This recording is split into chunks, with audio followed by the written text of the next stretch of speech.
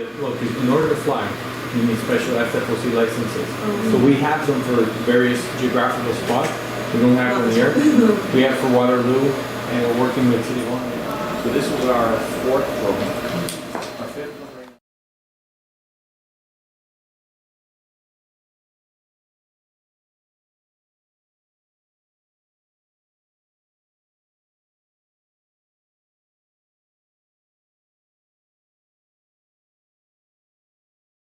This is Tony DiBenedetto. I'm the CEO of Drone Delivery Canada, and we're a technology company based in Vaughan.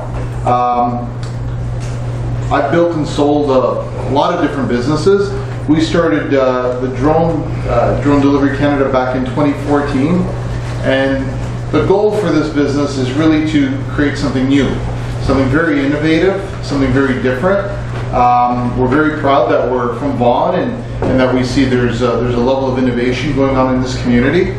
And the strategy behind Drone Delivery Canada is to use drones, the next generation flight vehicles, to bring good to Canada. And first of all, does everybody know what a drone is? Does anybody own a drone? Any of the kids? Nobody. Okay. What's your Maybe we should have bought drones. Yeah, when you go home to your place. You have drone here today? No. I'll connect you with somebody. Next week. So what drones are, they're mini aircraft. They're small aircraft, and a lot of people use them to play around, to fly around as toys, and then now they've gone into more a business-oriented use, taking pictures. People are using them to take pictures of your house. People are using them for agricultural.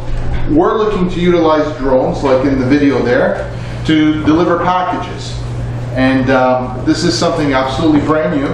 Has anybody ever seen the Amazon video that came out several years ago about them trying to utilize drones for deliveries? Our model is we want to use drones today, right now, in rural, remote parts of Canada. So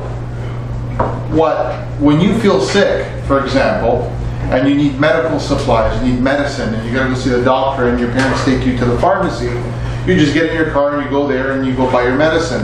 But there's over 1,000 communities, there's hundreds of thousands of children that live nowhere close to a pharmacy or any kind of medical hospital. So when you need medical supplies, in these cases, they don't have the ability to go buy it. So utilizing this type of technology, we can create a just-in-time model in which they can obtain necessary goods. So whether it's medicine, food, clothing, supplies, whatever the case is, that's what the strategy is behind our business today. And we're also working with the City of Vaughan to look at utilizing this technology within the city in the next several years. So one day, when you order a pizza, maybe you'll see it come to your house with a drone, and you won't see a delivery driver, but you'll see your pizza flying in the air. Right? So that's the technology. You're going to see some drones downstairs, and I think they're going to fly one for you. So you'll be able to see it, kind of work in action inside the building. But that's what it is. Does anybody have any questions? Any government regulations? Right. So we're working very strongly with the government, with the federal government. They're part of our stakeholder group, and it's going very positive. So we anticipate that we're going right now through the testing with the federal government, and our goal is to be part of the regulations which are going to be coming out next year. So right now it's legal, illegal, or borderline? Right now we can fly on a one-on-one basis, but to operate the way we wish to operate, we would need operator status, which we anticipate hopefully by next year we'll have. Any other questions from the kids? Like what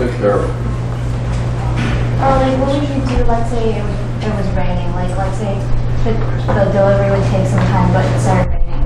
That's a really good question. Okay, so we're working with a lot of different types of customers. Some are government customers, some are government-owned companies, and there's a lot of corporate customers. And this has been a question with a lot of them because it rains, it snows, it's windy. These work exactly like a little plane. So when, you know, the little planes that two people sit in there, when they can fly, we can fly. If there's a hurricane or some like really bad weather, you're not flying. But yeah, it's being developed for weather, so it can accommodate. Yeah. How do you make sure if it could like if it's strong enough to like pick the package up and then like take it to the person? Very good question. So, but these kids are they're very smart. So we're working with a specific weight that our clients, our customers have said that they require. So it's engineered to do that. So right now we're working with 10 pounds, right? So if you lose a little bit of weight, we can move you around too. Yeah, no. Yeah. How long can it fly? Another good question. So I the think drone. he means like the batteries. Yeah, so we're working with a variety of different technology, but realistically it can fly for an hour. It flies at 150 kilometers an hour.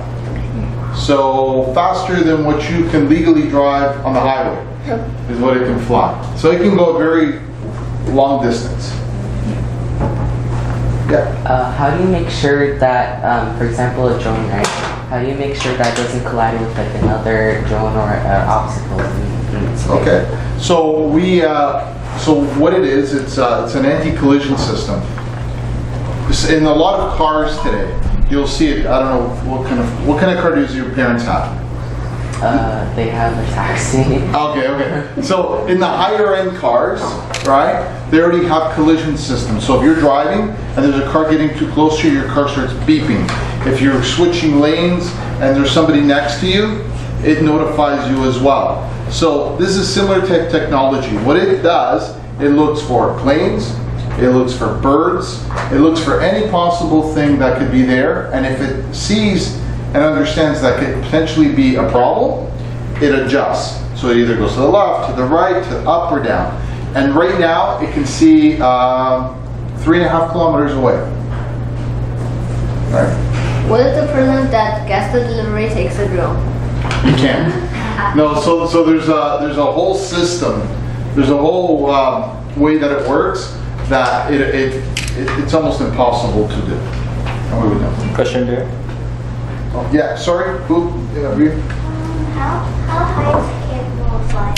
So if we wanted to, we could fly it at 40,000 feet, as high as a plane. But realistically, we're flying between 300 to 400 feet. Yeah. What would you do if, like, let's say you lost the GPS signal? Or are you using something else? You guys are all mini scientists, and you have really good questions. Better questions than most adults do. So we use, there's 3 types of tracking. One of them is GPS, which is satellite-based. We also use cellular-based communication and tracking. And then there's a third called RF, which is radio frequency, which is like an antenna. So it works on its own, but these are flying robots. So they have their own brain. So it uses the GPS, but at the same point, it understands what's happening. And in the event something totally goes wrong, we can still control it remotely. Okay. How long does it take to charge? Right? It takes, on average, about 2 hours to charge, but what would happen is, if it left here today and flew to your house, it would stop at your house and you would change the batteries. So then by the time it came back to my house, it had fresh batteries again. Okay. Okay, so it can always run back and forth constantly. Somebody back there had a question, I think. Anybody? Yeah. What if it runs out of power? Well, it's we're constantly watching how much power it has, and before it can do a flight, they make sure that it has enough power. Right? Okay, let me go. I'll be right back to you. Why would you want it to fly, be capable of flying 40,000 feet when you only need it to fly like 400 feet? Yeah, no, we're not going to fly 40,000 feet. It's capable, of going that high. Like, why would you make it fly that possible? Why would you make it possible to fly that high when you only need to fly that high? No, we're not making it fly. It's capable of doing it. It's like your car.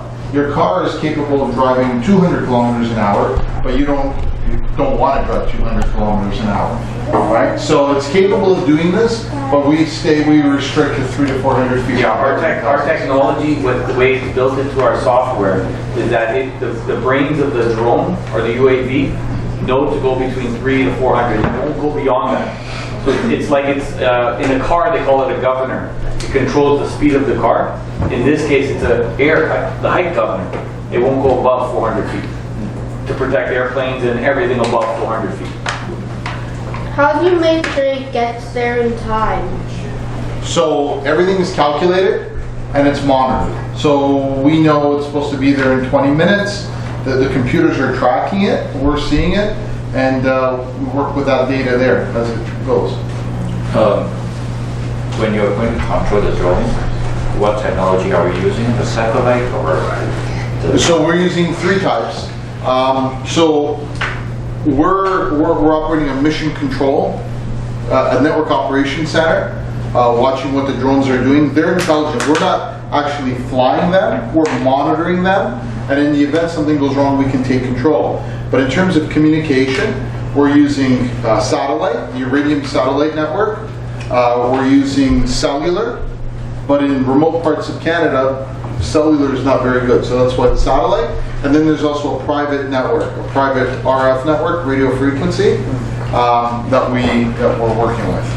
So it's 3 types of fail-safes. Yeah. What is the average size of the drones that you're in charge of? So you're going to see one downstairs. They're flying right now in Waterloo, Kitchener-Waterloo. We're working with the University of Toronto and Waterloo. There are engineering departments, but the one they're testing right now is the size of half this table. So it's big. It's a big drone, right? How many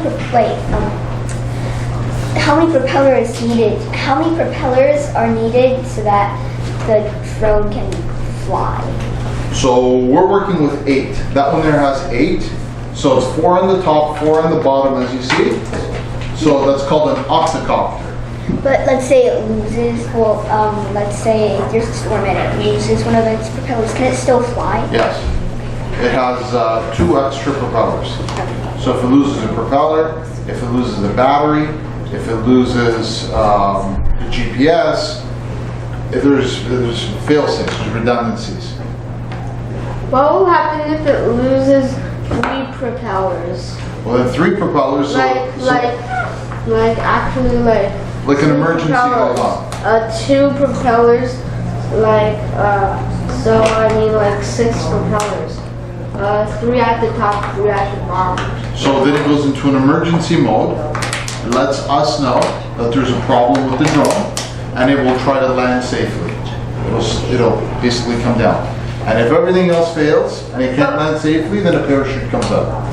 What if it crashes sideways because 3 propellers are lost and Yeah. No. So it tries to compensate it, but at worst case, it'll come down safely. In the video, there was when the man took his shipment. Yeah. The drone just went up again. Is it like a pressure sensor? Wow, these are really good questions. You guys have to hand in your resumes. So no, what it is, it's logic. There's a sequence of events. That's just a video to show the way it works. But in reality, there's a series of steps that happen. Yeah, you had a question. Would you still send a drone a package that's heavier than a normal package would be? No. So if the package weighs more than what it's capable of carrying, it won't take off. It senses. It understands what it is. Is there any requirements for the landing surface? Can it land anywhere, or it has to be a flat, level surface? No, it can land pretty much anywhere. The way that we're starting off the technology is what we call is a depot-to-depot model. So, for example, in remote parts of Canada, so let's say that's community A, and this is community B. So all we're doing is we're going from point A to point B, back from B to A. So there's a lot of goods, supplies that these communities need. It's medical. We're going to go back to medical, right? So pretend that this is Thunder Bay, and this is a community 150 kilometers away by air, straight line. But the drive, it takes you 9 hours. So this is simply going from one building to a designated building and back and forth. Almost like a train, a railway in the sky, and that's the initial model. How does the receiver know when the package came? So they get notified via an alert on their phone or their iPad, and it's a whole software that tracks it. Right. How do you make sure that this is the right person who get the package? So right now, the way that we're starting is a predefined building to building or depot to depot model. So let's say mail, okay? So you have a mail sorting facility in Thunder Bay, and you have a post office in community, let's call it Timmins, let's just say. So you're moving mail from the distribution facility to the post office and back. So that's where it is. Eventually, when we get closer to like more urban, like more your home, then there's all kinds of different systems that come into play. Yeah. And the person has to sign? the package? No. Yeah, so what? Because it drops off. Yeah, so in other words, so the way our technology works is it's designed to work in conjunction with what we call drone zones. And what would happen is it's an actual, call it a parking space, a predefined parking space with sensors and fences and walls. And the drone would actually take off from one of these drone zones and land in another assigned drone zone. And the only way to gain access to this electronic fence area is via this whole system. You would get a notification so that you can enter into your own drone zone, pick up the package. So the only person that's able to get in there is someone that's registered to be able to do it. Yeah. Yes, there are a lot of questions. Or more. How durable is it in terms of lifespan? In terms of Lifespan. ice? Lifespan. Or lifespan? Wow. Okay. So the drones are all different parts.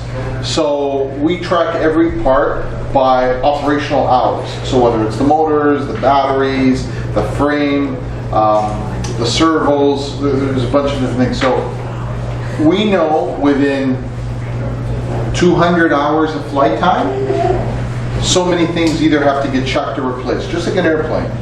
So that's what it is. But we think right now, I think we're about 7 to 8 years for a drone. Right? So it can go a long time. How would you know where the drone is if the GPS got destroyed somehow? That's a good question. No one ever asked me that question. We should have Like a little. suddenly it just flies on our house. Yeah, so there's two of them. So there's backups. But eventually we would know because the systems are tracking where they are, and if we were to lose connectivity, we would basically kind of understand where we. I mean like all the connection to the drone. I don't know.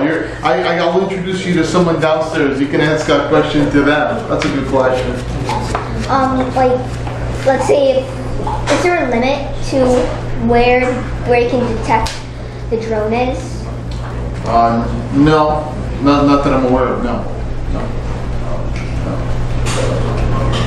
Frank, you have a question? These guys. I learned a lot. You got You missed the question. So did you get the video monitoring during the delivery process? There's no video. So the drones don't have cameras. We're not videoing images. There's big issues with video. Specifically privacy is a big issue. So we're just tracking as a beacon. We just want to know a waypoint where the drone is and where it's following and where it's going. So there's no video. Yeah. How fast does it usually react to collision itself? How fast does it react to? obstacles in its path. Okay, so instant. So it can see about 3.5 kilometers away. Like on every single side. Yeah, it's 360 degree. And so it's looking for planes, birds, whatever else could potentially be in the way. And it would reroute itself. So if in all efforts, it'll try to avoid whatever's there. You guys wanna go for a tour downstairs? You wanna see some stuff? Can I have one more two Yeah. questions right there?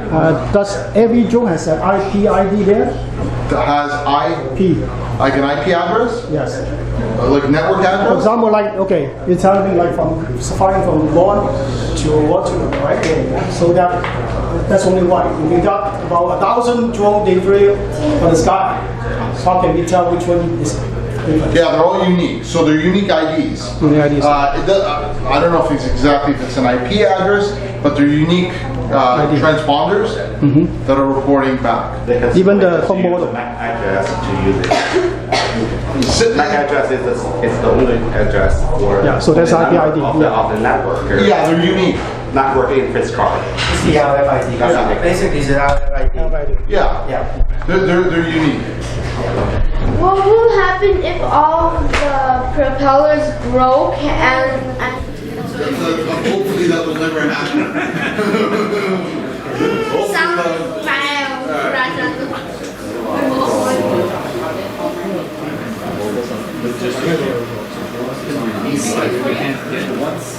This is something we find in commercial. Space and opportunities to fly around. Yes, but it's. first time Another drone. This is about a year old, and we made this drone here to do a commercial, like a video, and we designed this all in house. And it's the same idea, like it has carbon fiber and aluminum and stuff like that. And there's the brains of the drone are all in here and so forth, and it's all electronics. But this is more of we call it like a hobby drone, right? There's a lot of wires and stuff like that. So it's not really good to let people play with stuff like this because you can just disconnect the wire and the drone doesn't work. So that one that you saw out there is much different. This one here can fly for about 20 minutes and it does about 150, 160 kilometers an hour. It's really fast, right? There's like racing drones out there and so forth, and that's kind of like what this is, but it's a little bit bigger. And from this one, we get a lot of ideas for the next generation of the drone. In the video we did, you saw this one here flying around, carrying around a box. But this one we flew all with a remote control. It didn't fly all on itself. That one out there flies all by itself. Then what we did is after this, we got into some new technology, which is 3D printing. I don't know if you guys have seen 3D printing and stuff like that, right? So we used a lot of 3D printing. So, yeah, so you're actually going to be talking. Yeah, I don't want to. One time I flew out the door. So just so you guys know, just to give you a brief history here, 8 of these motors that he has on this drone right now is equal to one of those motors you guys saw outside.